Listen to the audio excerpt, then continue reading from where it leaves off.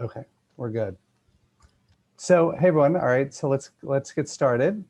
Thanks for all joining.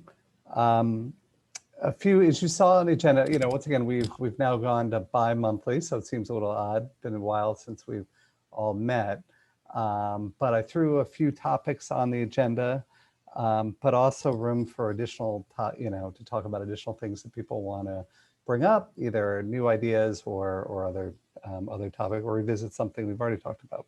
So any of those. Just to go through, we'll go through the minutes in a second. The key topics were around broadband. We'll chat about broadband internet, chat about that. Kevin brought up a concept around member management software. I'd sent that around to everyone, or I wanted to broaden it to sort of a CRM, because I know there are sort of CRM type tools. Let's just chat about that. Is there something in that space that could work for us? I titled it as like a registration system, the third topic, registration system for multiple departments. That's really sort of what RecTrack is doing today, but is there, certainly is working fine as far, but are there newer solutions that may be more, user-friendly, those type of things. So it's really more of to tee it up, and we'll chat about that. Obviously additional topics, and then we can chat about our next meeting. Do we want to go in person? So, and then open the floor to anything else. So anyway, those were what I had on the agenda. And like I said, open to any other ideas or topics as well. So why don't we just cover the first formality, which is the minutes. Thanks, Paul, for compiling as usual. Do we have a motion to approve the minutes? Hi, Anna Marie. All right, Anna Marie. And a second? Second. Michael seconded. All right. All in favor? Aye. Aye. I'm not sure I'm allowed to, but that's okay. You are. I think you are allowed to. You're a member, so even though you wrote it, you gotta. I don't want to have to edit them. All right. So we're good on that front. So the next thing we talked about, broadband internet access. We've talked about it in a few different meetings, but there's been a bunch of work, to try to engage with Altice, who's, the Optimum provider, and to see, can we engage and learn more about what they're doing, but also, there have been complaints for residents. Is there something we can do to engage them? So why don't Tucker's been leading it. Tucker, can I pass off to you just to give an update from your perspective? Yeah, I mean, I wished I had more of an update to give you, quite honestly. We were off to a really good start with our government relations person, Esme Lombard. We're having continued conversations with her. We had, as you know, Jeff, because you attended, we had a session with their tech group to talk about some of our concerns. And then our next sort of step with them was to get their business development people online to help us answer some of the questions. I mean, we learned that, most of the town has already been, fiber's been installed. As you know, Jeff, intimately, you had the issues, the customer service issues, which is a whole nother dynamic that we have to deal with. But we had posed a series of questions to Esme and her team to answer for us. And we are getting nowhere in terms of them providing us any answers. She apologizes all the time, but she said some of it's proprietary, and she's trying to get us the response, but we basically have just keep coming up empty when we pursue it. So it's not after trying that we will continue to try. She did send me just, I think today, some responses to some of the articles about slower speed, how Altice is dropping speeds and that kind of thing. But they're just generic articles that she just took off the web. So I unfortunately, I don't have much more to report on that other than that group is still meeting. And Jeff, you've sat in on those meetings too, that national group that talks about broadband. And down the line, we also, can add to the conversation that the ARPA funds, the American Recovery Plan Act funds, specifically say something like broadband is something that we could pursue in terms of eligibility. That's also the thing that we can have. I think we're gonna, maybe you need to mute. Oh, she muted. Okay, good. Yeah.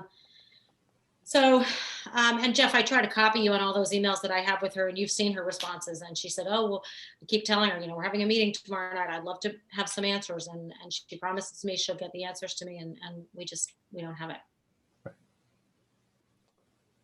Yeah, I think, it's for everyone else, it's just a case of, hey, it feels like this would be a good partnership, right? Like hey, you've got, fiber installed in the town. I think it's 60 to 70%, whatever the number they'd said. Its wires are by homes, people can, do it. But, and I think new installs are going that way. But for existing customers who are struggling with internet access, it's a struggle moving. It's the customer service issues, all that. So it's, us reaching out to them and saying, hey, we're happy to help you, support you, because, you want to move to this new service. We want to, our residents to have a, better service if they want it. And, it just seems like it would be a good partnership. So, Yeah, it's so frustrating because there's some disconnect there, and I can't figure out what it is. As you said, we've gone to them and said, we will do everything in our power to help you all get the business developed that you need to work with our residents. And they still don't seem to want to take us up on that. There's just a missing piece to the puzzle. yeah. There's something we don't know. Without a doubt. There's something we don't know. There's some incentive or something that they can't do, and because they haven't lit it up anywhere in town, right? Yet they put down all that fiber. They are, any new install is what I've been told by the installers. Is Oh, that okay, sorry. Yeah. Optimum. You're talking about Optimum. I thought you were talking about Altice. Well, it's same. I mean, Sorry, same thing. Yeah. No, but if you move into town, even if they're coax lines at your house, apparently they say they will install fiber unless you tell them, and which most people don't know, right? Is unless you say, no, I want to use what's already here, they will just go ahead and ignore the coax lines and put in fiber. You know what it could be? It could be as simple as they just don't have the number of people to deal with the demand if they marketed it. Yeah. But they were going around and literally putting postcards in people's doors, like the Electrolux vacuum company does. I was getting residents who were calling me saying, is this legit? Is this a scam? I mean, saying we can increase your service. And then the customer would call to take them up on it, and it would be weeks before anybody would get back to them. So I don't know if they're just hiring third parties to go and do some of their marketing work. I just don't know. Yeah. The good news is that the same Esme has been terrific. Anytime I get a complaint from a resident, and we had several last week after the storms of people whose services were down or were having trouble. I mean, immediately, as soon as I send that to her with the name, the address, point of contact, and a quick summary of what the issue is, I'm hearing, I would say almost at least 95% of the time, I'm able to get it resolved for the customer within 24 hours. So she escalates it. And so that's, that relationship is working very well. That's a big change. Yes, and people are very appreciative of that. I just had it today, actually. There was a whole neighborhood over on Shagbark that had been down for a while, and they finally reached out to me, and I got it to her, and he emailed me an hour later and said, thank you so much, we're back up. I hate to ask this question, but people call me about this kind of thing frequently. Should I refer them all to you to call Cablevision when they? You can. I mean, what I would tell them to do is to send me, again, an email with their name, their contact info, their address, a couple of sentences of what the problem are, and then all I have to do, what the problem is, and then all I have to do is forward it on. Thank you. I'll put that in the back. Just had one this week, but Cablevision did show up 3 days later. So. Okay, that's fine to do. Okay, hey, Jeff, I've been sharing some of these articles that I find about Altice, and Right. the CEO had indicated that in the first quarter they passed the 1 million home customer mark with the fiber to the home, and that, according to this, represents 20% of their Optimum footprint. So they must have 5 million customers in the Optimum. They also say that they offer fiber to 92% of their Optimum customers, which means fiber is passing 92% of the. But the way they market is really kind of strange. Actually, I wanted to ask too, Jeff, how's your experience with your upgraded Altice? It's been bumpy. And you know, it's definitely it's more interesting. It's more TV than it is internet. Internet for the most part has been fine. It's gone down a couple times. It's TV though, because it's all Wi-Fi. So all the boxes in your house are Wi-Fi. So, you know, it causes issues on the TV side. So I've had 2 techs come and reset and do all that. Basically, it's okay, you know, and they promise me it's getting better. So you want to be on fiber versus the issues they've seen on coax. But, you know, so I would say, you know, I'd give it a B, you know, overall, you know, it's good. You know, I'm assuming it will get better, but it's But not you had a horrible. rough start, right? Yeah. I mean, you were down for a while and Yeah, and that didn't go over very well. It's hard to work from home when there's no internet. So Yeah, I see Judy Neville from our Board of Finances on here. We talked about this last night, as Tucker mentioned with the ARP funds. But the reality is we have, the town is wired for fiber, and that is where they're going. I mean, they want to convert their whole coaxial system over to fiber eventually, right. which means they'll rip down. We have so many wires on on utility poles in towns right now. It's kind of disgusting. Right. This we look like Mumbai. Yeah, but what is all, Kevin, This down. you just, what is all that going on? This cable's going up everywhere. It seems. Well, you got, you know, Frontier has their UVerse system in town, and then Optimum has both a coaxial strong and they wired the town for fiber. So they have 2 sets of wires. Eventually one will be ripped out, I guess.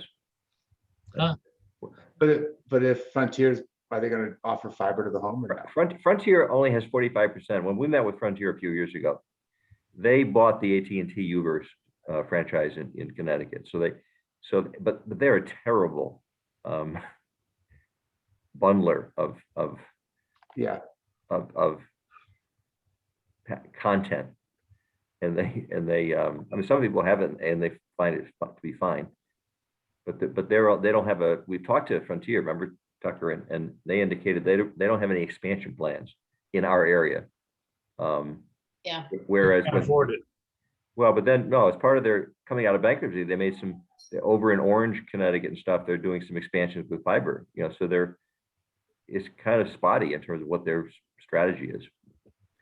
Yeah, I mean, they're the biggest player in rural America. So my guess is if an infrastructure bill goes through at the global, I mean, not global, at the federal level, is you know, that would all of a sudden that would focus their attention, right? If you know, they can help support that goal. I'm guessing this is pure speculation on my part, but I would think, yeah, coming to New Canaan wouldn't be their top priority. But I don't know. Before we leave this topic, I want to make 2 points. First, for the first time in 10 years, Cablevision did not send me their automatic annual increase to some more confusing bundle, which was normally scheduled for April. So forget that for the moment. Secondly, New Canaan has a fascinating bunch of people living here. We have someone in town who had his own internet domain in 1993 when there were approximately 1,500 internet domains. He's still here, alive and well, and very well, fortunately. He has just signed up with T-Mobile 5G phone service and is running his internet and phone through there, and he says it is working perfectly. He happens to live in the center of town. Interesting. Really interesting. He doesn't subscribe to TV, but he uses something called Locast, which will provide all broadcast TV stations in your area if you want it. It's free. It's actually, they pulled a fast one. People tried to do that service in the past and ran into a problem with, well, you were stealing our service and handing it on to people. They created themselves as a nonprofit distributor, and they've gotten away with that, and they're doing it with donations. Locast.org, I believe. You can connect to all of the New York TV stations. Just online for nothing. So you put that together with the 5G Wi-Fi from T-Mobile, and we can forget this whole Altice Cablevision discussion. It's kind of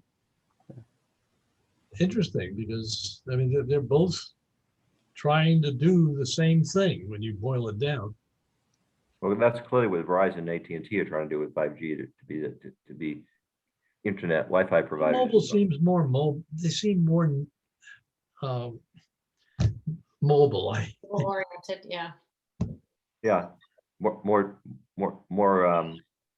focused. mobile phone as opposed to Wi-Fi? Or as Yeah, opposed to- they're doing it as 5G 5G cell service. Yeah, They're paying no attention to Wi-Fi. internet service. Yeah, I just looked it up. You're right. It's a lot of channels too. It's like 60, 70 channels. Through which one, Mike? Locast. Okay, Doesn't have Locast. ESPN. I tried to convince, I turned in all my, as Jeff knows, I turned in all 8 of my Cablevision boxes to Cablevision. And I've gone completely internet only. Locast. Dropped the bill from 400 to 120 bucks. And what's your service, Mike? Because you're in Hoyt Farm where they have. Cable, Underground. it's cable, it's still Cablevision Altice, but it doesn't have fiber, no fiber, no that I'm fiber. aware of at least. All I can say is. So you're just using Regular cable. old cable, a regular old cable, I paid for the 400 megabit to get the high speed, and then So you're not using the TV. You're just using Wi-Fi so you can do streaming. yeah, I just use Wi-Fi for streaming, and then I have the house wired up and everything with Yeah. Cat 6 cable to avoid Wi-Fi overload, but it's a different topic. Yeah. We're rapidly moving to regulated utility designation for internet service. I personally believe in the end, it's gonna be fiber to the home. You get the fastest speed. You don't need cable, you don't need any of this stuff, you just get everything over IP protocols. Whether it's low cast, whether you pay for Fubo TV or YouTube TV, take your pick, right? That's where it's gonna go. Right. That's why, Kevin, I kind of believe that whatever we could do to get the best fiber to everyone's home, that's what we gotta get to in town. And what's your pricing differential, Jeff, between the fiber and the coax that you had? So, well, interesting, they gave me I got a promotional rate and a $200 gift card for all this. But is it a permanent rate or is it? No, it's a 1-year rate. If you look at their website, their prices are the same for the same speed for both fiber and coax. Now that's rack rate, right? Like, so if you get 500 megabits on each, it's the same pricing. It's just that they give you all this promotional pricing off of it. So the price you pay is something less than that. You must have spoken with the retention department. That's right. Well, that's the only way. That's the only way you can switch, is you actually have to. It is, you have to tell me you're gonna leave. And I was telling them, I don't want to leave. I just want to switch. And they said, you have to talk to retention. So I was like, all right. They still won't let you get rid of your cable boxes though, if you want to watch that Yes TV network. That's your problem. Yeah, that's right. Yeah. I think when we talked to Optimum Altice, they told us they had 7,000 customers. Was it 7,000 or 8,000 customers in New Canaan, Yeah, which is residential and business, Right. which kind of surprised me at the number. Because, UVerse does cover 45% of the town geographically. I don't know how many customers they have. Right. But it could be TV only, right? Like that's what people have with Optimum. So anyway. Yeah. All right. Anyway. So yeah, Tucker, the only other question is I know you keep getting these calls. Is the number, other than, their quick response, are you seeing a number increasing or decreasing, putting aside special events? yeah, aside from special events, no, it's here and there. Very, I would say maybe 2 a week when we get a storm, and then obviously there's a pickup there, but no, it's not a lot. Got it. Although I do, when I have this discussion with people, I do find a number of people will say, oh, well, let me just tell you, I mean, people are just unhappy with Altice, but they're Right. muddling through. Yeah. there was a period of time, and I think it had to do with COVID and everyone with remote learning, but that there was a lot of conversation about just dropping, dropping the Wi-Fi signals, just dropping altogether. Right. But that seemed to have resolved as well for the most part. And they seem to say they had the capacity to serve. So, All right. So I guess we're going to keep plugging at it. If anyone Getting knows, interesting. I'm sorry. It's getting interesting. Yes. It's getting more interesting. Yes. I mean, the only thing you really need beyond Altice is a viable alternative. Yeah. To bring fiber into the houses, which I guess if Frontier's not going to do, see, probably the only legitimate one, right? Right. yeah, I think the people who have Frontier for internet and phone service are happy with it. Yeah. Their package for content is not great. That's fine. Too. Yeah.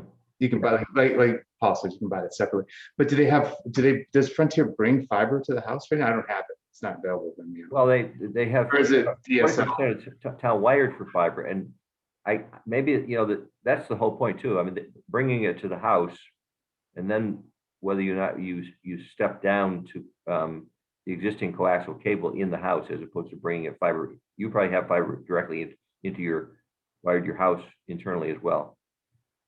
Inside it's all wired, but the question with Frontier would be, do they actually give you effectively gigabit? Can you get a gigabit a second out of Frontier on their internet service? I don't think so. I think it's mostly No. DSL. I think it's pretty low speed stuff. Yeah, it is. In New Canaan, they don't have. In New Canaan, I don't think they have it. Yeah. Which means you only have one option. That's right. And that's precisely the problem. Right. Because that's the only gig in town. Right. That's it. I mean, it's that simple. So the only thing you'd really do is a matter of strategy would be to say, is there another way to get fiber to the home that would, drive up speeds, drive down prices? I mean, the prices are not, for people who live here, probably not that bad, but Right. that would be your question. All right. So I guess it's we'll stay tuned. If anyone has any contacts at Altice, that's also another option. But yeah, let's stay tuned and we'll chat more next meeting. All right. So the next thing I put on the agenda was Kevin, you had looked at a member management software as an idea, and I think that just to frame it up, but I'll let you do it. Is sort of, hey, we've got all these we've talked in several meetings about contacts, all the contacts of residents, and how do we keep it at, maintain it, and how can and make it more useful for the residents as well. And I know, Kevin, you came across that idea. I think that falls into the broader customer relationship management. Yeah, we have a new development, Jeff. Okay. We want to tell you about. Tucker, why don't you explain who Noble? We sat down, Kevin and I sat down last week with a company out of New Canaan, Darien, New Haven. They're called Noble House, and they are a full service marketing, Wi-Fi development tech company. They've been working with the town of New Canaan already for quite a bit with the Board of Realtors. They are responsible for the Live New Canaan campaign, so the whole website and all of that. And it's been going extremely well. And they also they're starting to work with the town of Darien. And so we had them in and gosh, they did a great job explaining some of the things that they could offer for us. And one of which was about these membership programs that you talked about. They're meeting with us again, I think next week, with more members of our team to talk about what they can help us with. And they had a lot of ideas at the outset, but they want to do a whole audit of everything that we have, what we seem to be missing, and capabilities and things like that. Yeah, what we're specifically targeting, besides they said it's easy to deliver this thing that we've been trying to develop as far as the contact system. And so I look forward next week to learning more about how they think that we do that. They serve a few municipalities in Connecticut, like New Haven, and they have 41 employees. I mean, they got a lot of capability, and they're really smart people. I mean, they gave us some answers in the first meeting. Right away. They also had some great strategies for helping us with our data management, which I know Bob has been working on, but in terms of really getting our, we always say it, right? Garbage in, garbage out. You got to manage those lists and the data, and they have ways of helping us with that as well. So Yeah, the one thing we want them to focus on really is our social media. Because they like our website, they're gonna, but the reality is you have to have an effective social media outreach program in order to bring people to your content that they want to be able to learn what's going on. Right. How would you describe again their approach or their business? Well, they're really a digital marketing and digital technology firm. They do not only municipalities, they do corporate, they do political. So they got a wide range of clients, and they basically they're kind of a digital advertising, digital marketing, digital support firm. but the other thing that's very appealing about them is that while they have all of that in terms of their expertise, but they also are very familiar with New Canaan, having worked now in New Canaan. Again, with the Board of Realtors, they have several individual accounts, businesses that they work with in New Canaan, so they're very familiar with our events, how we operate. So the learning curve is already, at a good place because we don't have to take them through all of that. Yeah, they also work with Darien, so I think Okay, so it's called Noble. Yes, Peter. Noble House. Yep. Is it Noble House Communications or I think it's Noble Noble House. House Media Group, it says. Media? Noble House Media. Yeah. So Kevin, you said the priority first is social media, which makes sense. I'm just trying to get And that. we're doing a decent job with that, but we do it internally, and we feel we can do a better job. And I just think we need to train our people, but also to some extent, they're willing to take it out and outsource it, but we generally don't want to pay for something we can do ourselves. Right. Learn the skills, and we have a few skilled people in-house. So we've only had 2 sessions with them. We plan to bring them back next week, as I say, with a few more members of the town hall staff, and they've already conducted a little bit of the audit and things like that. So they'll give us more of a presentation of what they think that we need help with, based on some of the responses they've gotten from us, but also what they found on the back end, if you will. Got it. No, that's great. Yeah, it'd be curious to hear what they say, especially, so I get it on the social media side, especially as we're talking about, managing the list, but, but also integrating it into the systems, right? Like, how does it integrate in with Everbridge and Constant Contact and, whatever else, what other systems we want to integrate it in with. So, that would be interesting if they have expertise in that area as well. Good. All Because right. I think it's important that it works with our current systems, that we don't have to reinvent the wheel. No, clearly. Well, we use Constant Contact throughout the departments. We use Everbridge is mainly an emergency communication system. It has the capabilities, but we haven't been able to figure out how to use Everbridge. Maybe by working with this group, we will. So we're not looking to build anything new. We're looking to understand how to use the tools we have better. Yeah, and integrate them too, right? So that Actually, and that's something that they talked about, creating a dashboard, which then it is integrated. So when you do something, it's Constant Contact, Facebook, Instagram, what else, everything. It's all integrated, and they've done that for others. So they're not building something for us. They're just they know how to provide it to you. Great. Okay, so I guess stay tuned for more there. That's And we don't expect to spend a lot of money with them. So yeah, I mean, that's always the balance, right? Is Yeah. like what budgets can you afford? So, Yeah. Okay. Any other thoughts on that question? we're gonna skip August, so we'll have a better report for you on this in September. Perfect. The next one was, so I put it to be generic because I didn't want to, but it was around sort of what we're using RecTrack for today. Is there, and I know it's mainly a recreation tool or system, but it also is being used by transfer station, by the senior center, all of that. So, the question is there, it was more of a question. There are other, the email I sent out to everyone, there are a couple other players out there.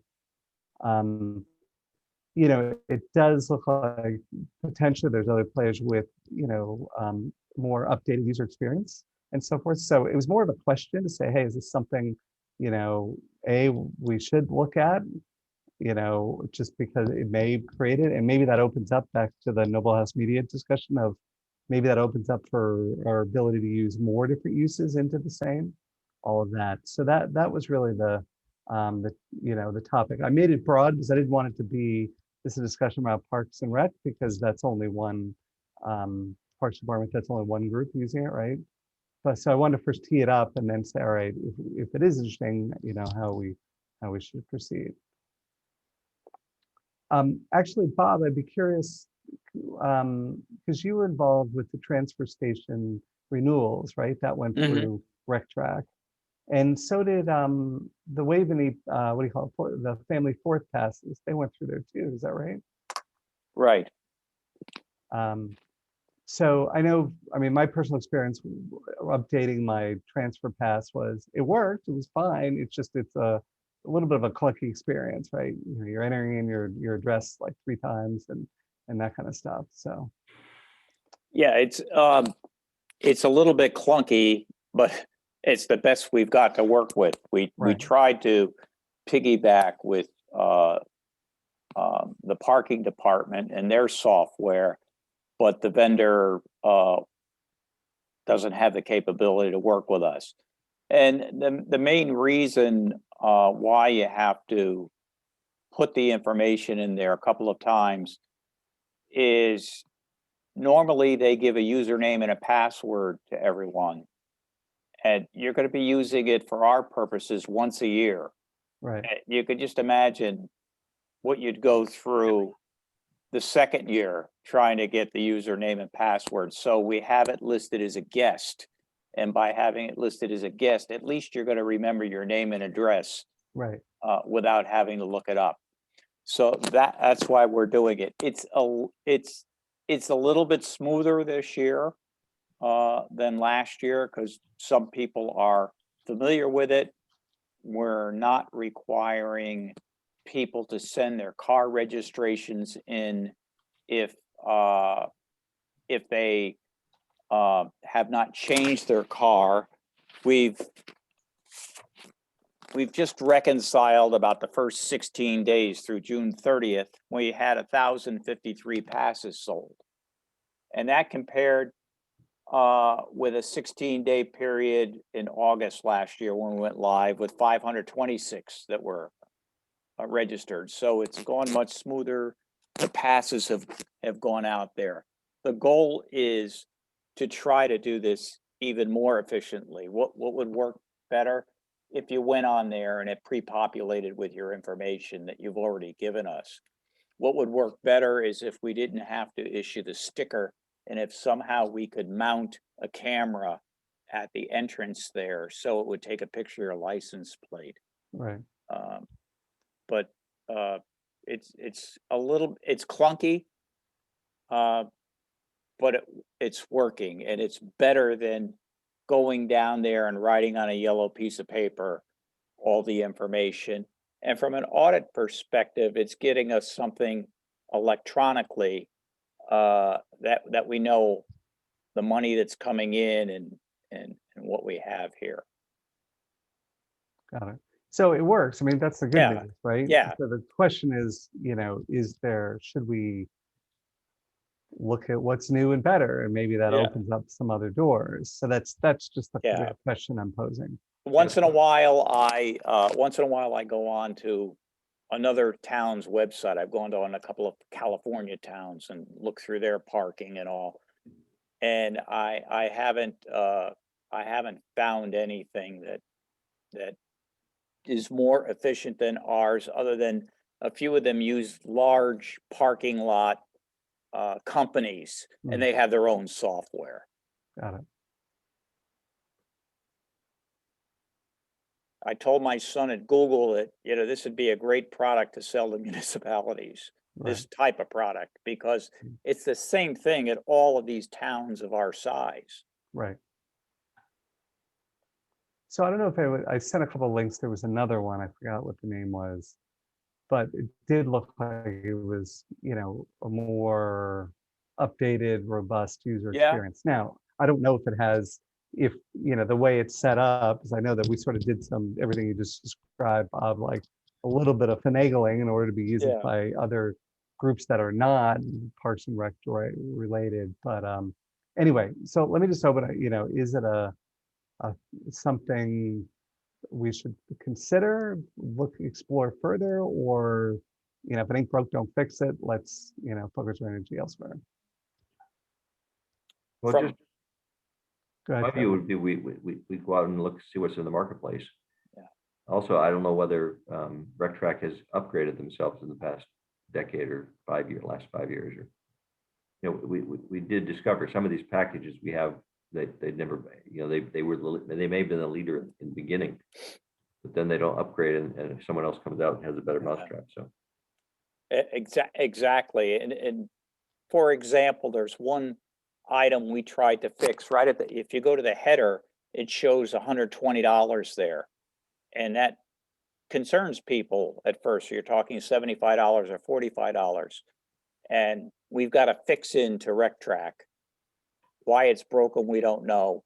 But there's no urgency to fix it. They're probably more efficient than Optimum in customer service, but it's not to our satisfaction. Right. We've been using RecTrack for almost 20 years. Yeah. So how up to date is it? Right. Yeah, I think that the people that are using it in the recreation department are comfortable with it because it's like anything else where you're familiar with that software. They are But- not they're responsible for using this. Yeah. So It's just maybe one of those things that like they just are not motivated to update the code just because it's, they get paid, and like municipalities or towns like us are paying it anyway. And, so I think it should be investigated. I think to all the points is, it's worth kicking the tires just to Yeah. see, all right, what is out there. But yeah, I think, Anna Marie, to your point, hey, probably to them is if it ain't broke, don't fix it, and meaning to RecTrack. And probably if they do fix it, now they've got a whole bunch of employees at, at towns that are yelling, screaming, hey, you've changed everything on me, right? So maybe there's not I found one other, but maybe there's just not a lot of players out there. So, Yeah. that's driving it as well. Yeah, these were probably people who worked for someone else and said, gee, we think we can do this well. And they were probably on the cutting edge when they came out with it, but they just don't know how to take the business to the next level and Right. really keep it on cutting edge. One thing we can do is with our WestCog regional government organization, we send out emails and say, what do you do here? We can find out what other rec departments do in the 17 towns and cities, Oh, that's a good idea. and discover how many products are out there. Okay. Now, one of the things that is interesting is there are a few towns that have looked to us because we're light years ahead with the transfer station in terms of selling the tickets. So it made us feel pretty good that we're at least at the 1990s. No, we're at the 2020s with 1990 stuff. Yeah. We don't tell anybody that. Yeah. All right. So I think maybe unless there are other thoughts, couple of steps here. One, Kevin, if there's ability to reach out, find if there's any towns that are doing anything, so it obviously can be Park and Rec, but also other departments, including like selling tickets like Family Fourth, that has more flexibility. That would be great. And then two is for us to do, for us to do some research, online research looking. I did a quick search, which is what I sent you on a couple of them, but, could be others out there as well. So what else is on your agenda? Is this where I step in and say I'm confused? I thought we were going to be discussing things like MemB and the other stuff. Oh, Paul, that's the thing that we talked about. Noble Well, with Noble the House, discussion Noble Hou- flipped over this noble home without anything behind it, that's a bunch of guys made a presentation recently and they sound good. Well, we're going to begin to consult with them. We're going to meet with them next week. But they in our first meeting with them, they said, we know what you're trying to accomplish, and we can accomplish that for you. They all say that, Kevin. Well, Were you ever in sales, for God's sakes? well, actually, We this can is do that. this is the founder of the company. I was very impressed with the guy. I Sure. mean, he had answers right away, and he also pointed out a couple of things. Just looking at our website on the screen and how it performed, he said, there were some things we were doing wrong. You'd think we would have that right by now. I mean, overall, I think the website is doing a good job. I think it is too. I Yeah. just wanted to circle back to this member management software, which we had on the agenda, because I thought this NEMB thing was really quite interesting. The interesting about Memby, Sounds like what we thought we were doing before we signed up with Everbridge. But we Yeah, had all kinds of discussion about all of the things that this magical database was going to do for us. well, the way I got to Memby was I just Google searched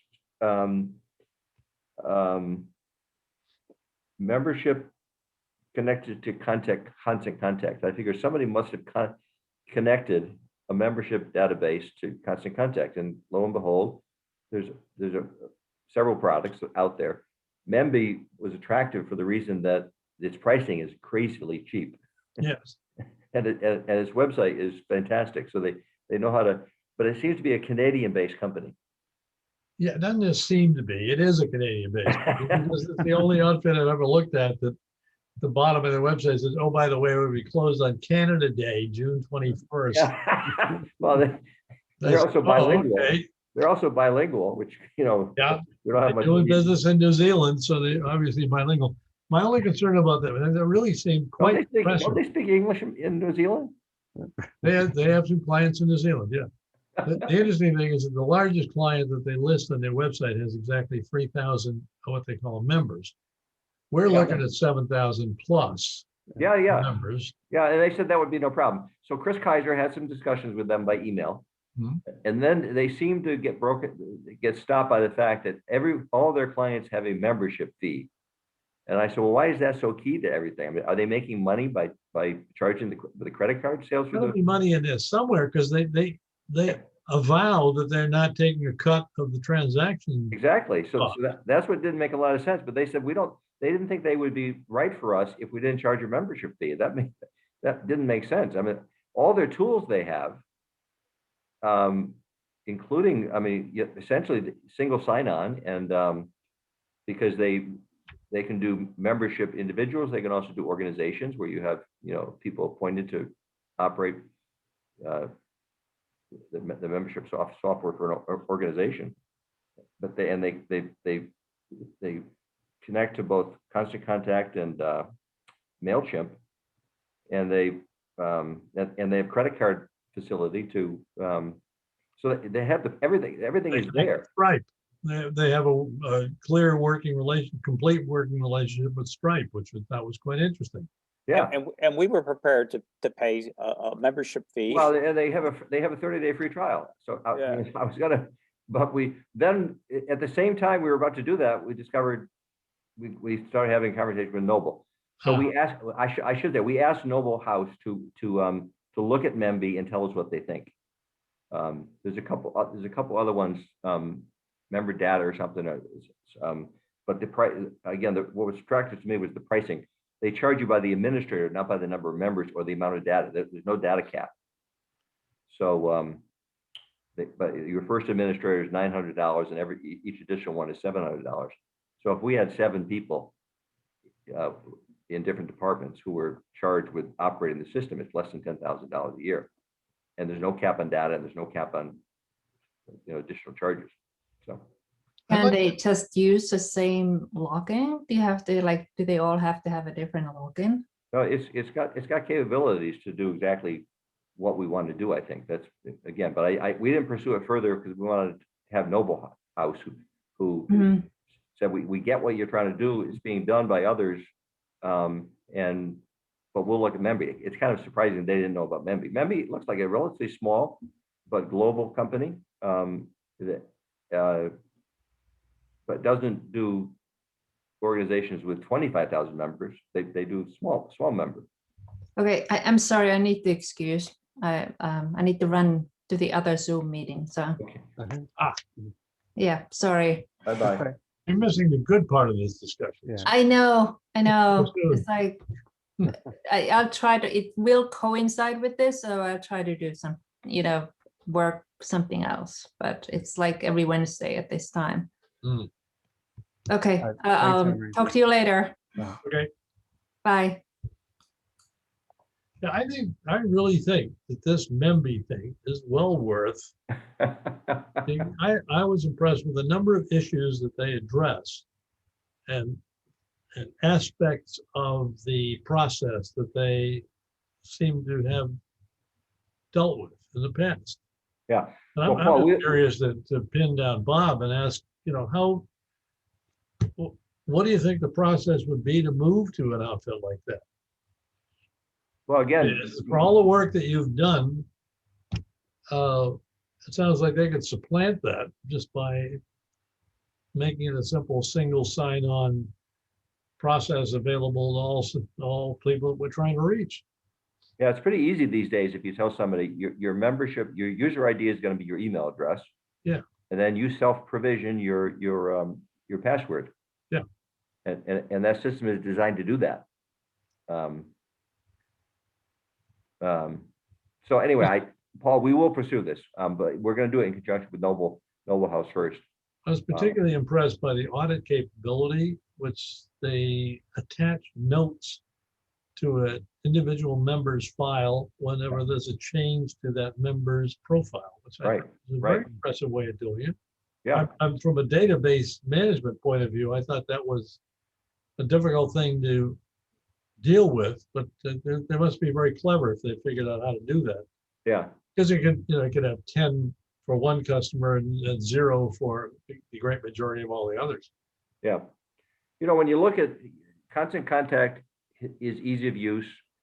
SurveyMonkey is ease of use. I mean, a lot of these software packages that are modern are very easy to use and have great capabilities. I think this MEMB one is just, they've got a good design and they got everything there.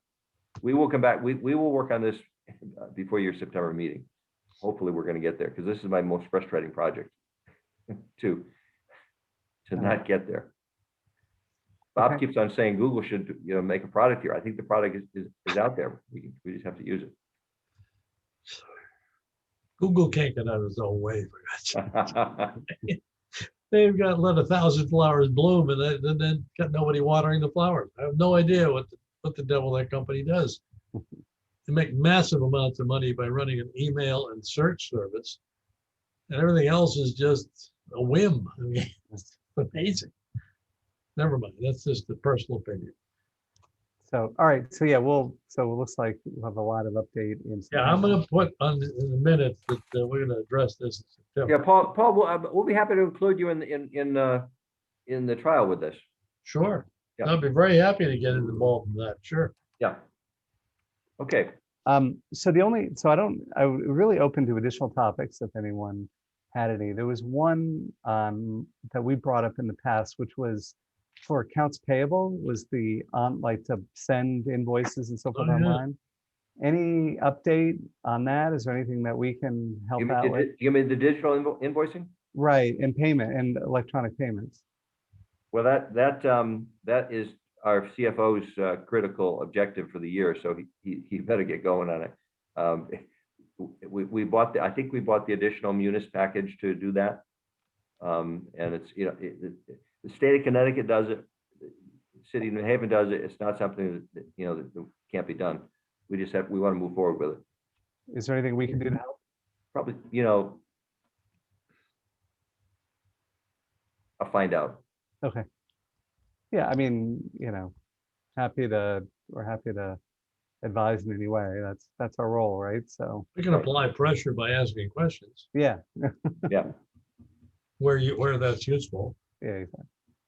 because we actually do have a person in finance who digitizes all of the invoices. Right. Hmm. the idea would be that the vendors have to send them into a common email box where they get digitized. And so you skip that step because they send it in digitally. And then the other thing is payments, right? Like they're still cutting checks for a lot Yes, of payments. Yeah, although with our transition from Webster Bank to JP Morgan, I believe JP Morgan is going to begin to do our checks for us. So we will set them up in a system where we say, go pay these, and then they batch them and they send out all the checks. Right. But they could also do electronic, right? So they could, Well, that too. Yeah. it's just say, here's the information, Yeah. you send it all ACH or whatever the rate, or even credit card if you wanted to. So, Well, we were actually working toward the credit card angle because we get 1% cash back, and Yeah. that was kind of a revenue thing. And I might have missed it when I stepped out, but Bob and I are also working with the parking department. All of their commuter permit renewals will be done online this go around. They used to send out the form that people would send back with their check, or they could pay online. But this year we're going to invite them via an email with all the information. So we're working on that as we speak. Permit. and is that using the existing parking system, or is that a different process? The existing parking system. Okay. But it's more of like a mail merge between ComPlus and the system called Passport. And so we've got our IT department helping us with that to put everything into one process, if you will. Great. What's the target for that, Tucker? We want to get it out by the end of next week, Bob? Yeah, August 1st. Yeah. The Awesome. renewals are due by September 1. So barring any huge crisis, I mean, we've got, the good news is we've got probably 90% of the email addresses that we need for the permit holders. So we still may have to send out, a handful to those that we don't have any email contact for, but it's been it's like growing pains, right, Bob? Yeah, what we're trying to do and what we're trying to accomplish is minimize the touching of paper Right. and hand encoding and all. So we're just dealing with the vendor, just trying to get them to give us all the data in an efficient Excel format so that we can then play with it and move it out. And if we can get the client to renew as much online or in a Google form where we can take it into Excel and upload it to them, that would make a more efficient operation. How do they pay? Well, so that's that's the big issue. And the problem is, the convenience fees and then the percentages and all that on a 635. No, but we will allow them to send their check in. Oh, yeah. For a $600 annual fee. Correct. You don't want to $45 fee for transfer station, people would readily charge on the credit card. Right. $600, we have to give them the option to send checks in. But what was interesting, Kevin, is yesterday in our meeting, she said, but even 40% of the people pay on credit card. Oh, yeah. Which is a higher percentage than I thought. Yeah, the Right. soccer moms don't mind. They go to the Gulf Station and the mobile station, and they don't mind the price. Yeah. So, But Piece of it that we're working through right now is for those folks that do want to send the check in. We don't want that. They obviously then have to print something out to include with their check, or at least make sure to put their account number and that kind of thing on the check, which many of them don't. Yeah. So that's the process that we're working through right now, is that group that sends it in. How do we get the paperwork to accompany it? I mean, we're trying to just put a basic flow chart together to say, okay, here's our channels that payments can come in and registration. And for tax, they have the ability to do an ACH payment for 95 cents. I mean, Exactly. a postage stamp is 55 cents. So for 95 cents, it would be directly through your checking account or whatever account. Like, does ComPlus have that ability to do an ACH? no. That's the problem. And the tax department doesn't want to allow them to use their system. So Got anyway, I've got to jump, folks. I'm going to sign off myself. Okay, Yeah. Have a good All summer. thanks, Kevin. We'll be talking to Paul, and I'll continue to send you Yeah. emails. All right, sounds good. Thanks a lot. Thanks. Okay, Yeah. So Um, this project with the permits is another thing that Kevin's been wanting for some time, and rightfully so. The parking department has never done it before, was a little uncomfortable with it. So with Bob's help and then with IT's help, we think we're there. No, No, that's great. That's definitely a big step forward. Mhm. That's I awesome. look forward to seeing mine. Yes. And use me as a test case. And what was nice is one night I just took 10 names where we didn't have any contact email. And I went to the database project we worked on. And I got 9 of the 10. And they All were right. there. So The only thing you have to figure out is if they don't respond, right. you want to get positive confirmation that they don't want the Right. permit anymore, because that's gonna be a big question issue with a lot of you. I'm keeping mine, but but Well, we're offering now, we've made some changes that we're offering a priority list. In other words, if you decide, if you're not sure, you can put your permit on hold for up to 2 years. Oh. And if you decide you want back, you're right in, there's no wait period. Oh. So we're going to offer that. And we've sent out a couple of surveys. Hopefully you got one if you're a permit holder. I don't think I did, but Okay, we did it about back in May, and we're about to send another one out. We got an amazing response. We were Wow. asking people about their commuting habits, what they anticipated. They thought they'd be going back. Things have changed. And the other good news on that, just on that front, it's a little bit of a digression here, but it looks like Metro North has committed to restoring the direct trains come Labor Day. Oh, that's that's awesome. good, because I know I went into the city for the Oh. first time yesterday, Good news. Yeah, out that of is Darien, of course. right.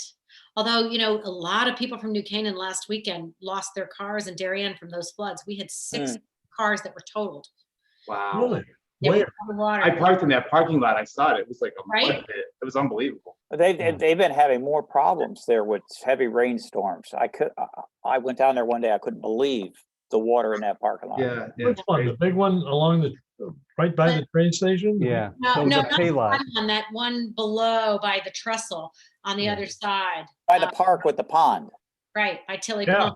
Wow. Yeah. That's the one. Yeah, you by the paid. pond. Yeah, that's the one I parked in. It was Yeah. dirt. What I'm The whole thinking. thing was covered with dirt when I got there. I'm like, wow. Yeah. No, and by the way, it was free. Yeah, yeah. That's why Yeah. everybody, so Thank many you. people from New Canaan have been going there, because you can be on the direct line and it's free, Yeah. but But you want to be on the high side of that lot. I'll tell you, just I don't want to keep anybody late, but I was interested Wow. in New Never York. heard of that. Yeah, it was interesting going into New York. The trains were okay. There wasn't that many people. You got a seat, no problem. Nobody's really next to you. But I got into Grand Central at 8 a.m. and I got on the 7 train. 5 people on the train at Oh. 8 o'clock in the morning. 5 people on the 7 train going through Grand Central. That's the one that comes out of Queens and goes over to Hudson Yards. Yeah. That thing is normally this. There is nobody. do you And think? people are people saying let it's it- coming back to life. I'm telling you, there's nobody in there right now. This was going west. This is going west on the 7. Yeah, Wow. Weston said nobody in Do there you at all. wonder 8 if all o'clock. that is from all the safety issues that people, I know some friends who said they would never get on the subway right now with everything that's going on. And I got it. I don't care. I'm Yeah. excited. But anyways, there was, you walked around the city, there was people out, but it was nowhere near as crowded as it usually is. It's very Yeah. different. Except for driving, it's crazy driving in there. No Driving's one's driving. crazy, apparently. Yeah, driving's crazy, but yeah, trains, subways. Well, not a in lot of- I was in there a couple of weeks ago, took the subway, actually, we took the number 6 train. Up several, there was probably 50 to 60% occupancy. But it's better than mine. This Of was normal. I was kind of shocked. I was like, I wow. get, it's probably because lot of people. nobody's going to Hudson Yards. There's nobody in those buildings, right? Yeah. So Maybe not. there's probably the line, yeah. Yeah. Yeah, it's just interesting. I was like kind of 8 o'clock in the morning Yeah. in Grand Central and not a lot of people around. It's like, this is weird. But I can also back to the Everbridge system. So, Kevin says we're just not using it. We're definitely using it. I mean, listen, he used it all the way through COVID, and I talked to other towns and they just can't believe how well we communicated when I tell them what we did. There's certainly a lot more potential, but perfect example is when we had to cancel the fireworks twice, right? Yeah. Well, all of a sudden, we had to make a decision on the fly. And, by pushing a few buttons, we were able to get the message out, via Everbridge, on the rec track, sent it all to the constant Yeah. contact people. It was pretty seamless, and it made me feel good about the fact, that was an easier event, but God forbid an emergency, we have a way to communicate with people. Yeah. And it does work. So. Yeah, we're all trying to move forward. These are all putting us in a better place than we were. Yeah. Kevin is anxious for us to be at about 100% usage of the capabilities of these software packages, but all of them are taking us forward compared to where we were. Yeah. By the way, when are the fireworks? Good question. I have literally, my head is just pounding because all day I've been dealing with this, and it's between the company and then the Summer Theater of New Canaan has now started their shows in the park, so we can't have it on any nights that they're in there. So I don't have an answer, but I promised everybody that I will have an answer by tomorrow. Wow, So stay tuned. I keep checking my phone to see if Steve Benko has confirmed with me, because we had a good couple of luck. things we're working on. It's just crazy. How about Labor Day weekend? No, we can't, because because the country club has theirs on Sunday night. You can't have two in the town at the same time. Gotcha. And the If you're a perfect weather forecaster, you have no problem with this.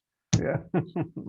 Back to something I said, an hour ago. I mean, the rain on the golf course we played today just made a world of difference. yeah, And there's no predicting. It's every single day these days, they said Yeah. this has been the rainiest July on record ever. ever. Crazy. Right. Wow. Which, back to what we're all talking about. I mean, that's why we've certainly had some issues recently with some of the homes, with coverage and that kind of thing. But Right. as I say, we're getting it resolved. So Yes, Cool. St. Aloysius School had 4 feet of water in their basement. That's crazy.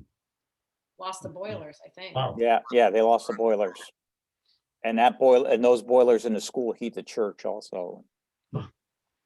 I see Judy's on here, and she's probably just listening if she's not actively engaged. But one of her ideas back to the ARPA funds was, maybe we did something really bold. Now it's $6 million, right? I mean, it's a lot of money, no doubt about it. But it's not the kind of money that we could build a whole broadband network if we wanted to. But there's some thought that if we could use some of these funds to enhance our infrastructure in that way, we might want to think about it. But Wow.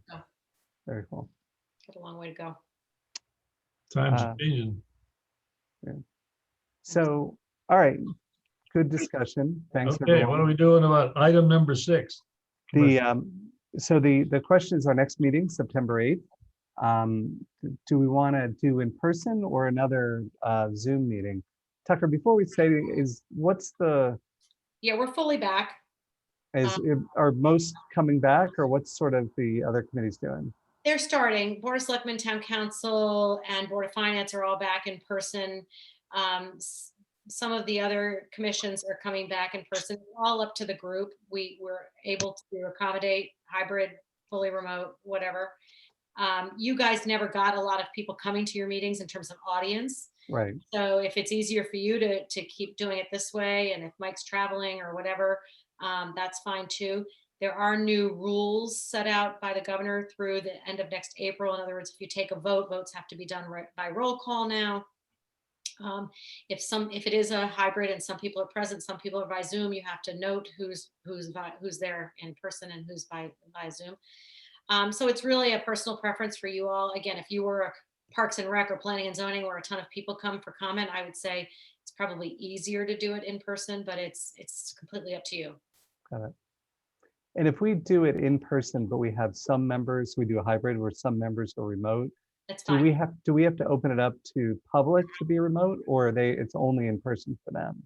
If just your agency members, so in other words, your commission members, wanted to participate via Zoom, you do not have to open it up to the public via Zoom, but you do want to make sure, obviously, like you're doing now, that it's recorded and that kind of thing. I mean, Okay.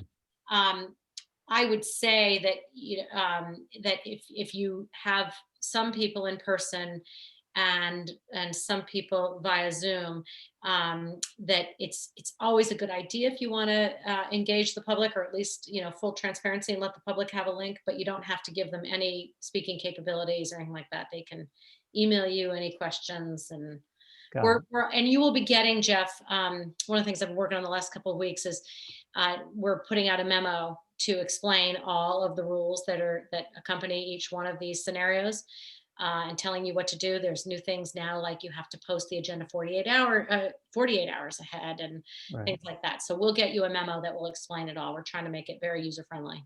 Cool. No, it sounds good. Okay, And then these meetings get posted, right? The video gets posted Sure. Right. on the Yep, website. on the website. Yep. Now, if you're, website. one last question, if you're in-person meetings, it's not recorded, is that right? No, not if there's no Zoom, like there's nothing Yeah. recorded. Well, 79 will record it, but no, you don't have to record it. You have to produce minutes, obviously. Right. Yeah. Okay. Paul, Mike, what are your thoughts?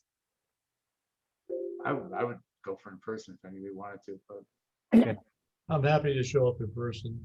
yeah, I to do get too. out. Get me out of the house, Judy. Yeah. No, I'm in the same boat. I figured this one I want to keep on Zoom because, some people might be traveling. But yeah, no, I'm happy to I'm let's I'm give very it. curious to hear about this man beef or whatever it's Yeah. called. Sounds intriguing. Yeah. All right. So we'll schedule the September meeting in person. And Jeff, you know what, you might want to make a note for your agenda, and I'll try to do the same. If at that point in time, we're underway with Noble House, maybe we can invite them to the meeting Yeah. and they could Yeah, present. that'd be great. Yeah, I'd love to hear them. Sure. Okay. It'd be interesting to hear them for a couple of different reasons, Jeff, for our other exchange stuff, although we've gotten pretty good at that. Yeah, Yeah. that's right. Yeah. Okay, good. All right. Sounds good. All right. So do we think that's it for the agenda? Do we have any other topics, anyone? I just thought I was catching up on a couple of past issues of American Banker, reading an interesting article, and it caught my attention that Mike Abbott was quoted throughout the article at one point, and I said, "Well, I better really study this one." Was he talking about his time in the TAC committee? Was that it? Yeah, I was talking about the TAC committee. I was absolutely talking about the TAC committee. yeah. You need a good quote? Are you distributing that to all of us, Mike? What's that? Are you distributing that to all of us? Yeah, absolutely. Yeah. You want to mention it in the next quote? I get it's like every week they call me up. Sure. So, Was All that right, the cloud? That might, Jeff, just to wrap it up, that might have been the Journey to the Cloud article. yeah. Probably about cloud computing. Yeah, these were the ghost what? of artificial intelligence, present and Oh, future. The artificial intelligence, there we go. So Journey to the Cloud, artificial intelligence, I got them all for Yeah. you. So I That's thought good. if I had any questions on the article, I could call you. Absolutely. All right. So do we have a motion to adjourn? Sure. I'm motion to adjourn. And Mike seconds it. I will All right. second All in favor? Aye. All right. All right. Thanks, a lot. everyone. This was most entertaining Yeah, no, it was a Aye. good meeting. and Appreciate it. informative. Yeah, no, I agree. Nice job, Jeff. All right. Thanks, everyone. Bye, Yeah, Allison. enjoy your summer. Take care, See you in bye. September. Bye. Bye.